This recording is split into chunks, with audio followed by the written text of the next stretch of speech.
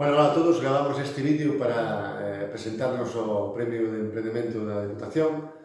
Consideramos que o noso Concello nesa labor sí que traballou muitísimo nos últimos anos. A nosa idea era que os mozos e as mozas se incorporaran á vida laboral do noso Concello sen necesidade de marcharse. Somos un Concello que con gran carga gandeira, casi o 90% da vida do noso Concello se move en torno a gandería. Entendíamos que había que diversificar e que había moitísimas posibilidades de cara á incorporación desta xente sola.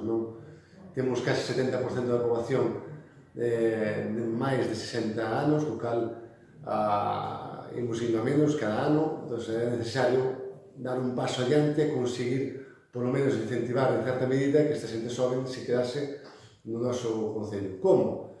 Ben, pois con axudas propias creadas polo propio Concello para que se pudesen integrar. De acordo?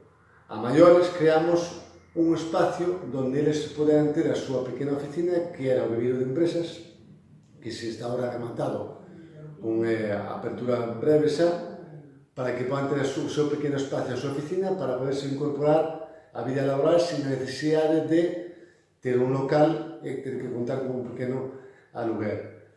Cales son as actividades que se incorporaron nos últimos anos? Pois desde pequenos autónomos, sempre pequenas empresas, desde medios audiovisuales, promoción, hostelería, gandeiría, servicios agrícolas, pequenas empresas do sector, que ao final foron collendo forma e diversificando toda a actividade de consulta do Concello.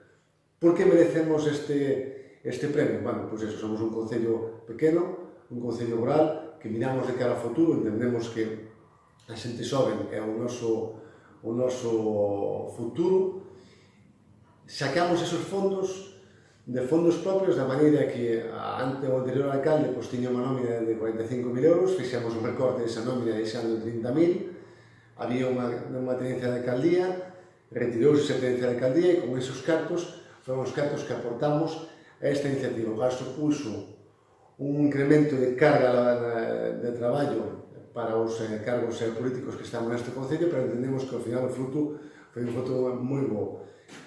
Falamos de en torno a 2.000 euros de media por mozo, e, bueno, para un Concello pequeno que haxa máis de 20-30 persoas que se incorporaran á vida laboral, pois é un gran éxito. Apostamos polo rural, apostamos por seguir en Mazaricos e apostamos polo noso futuro, así que, muchísimas gracias.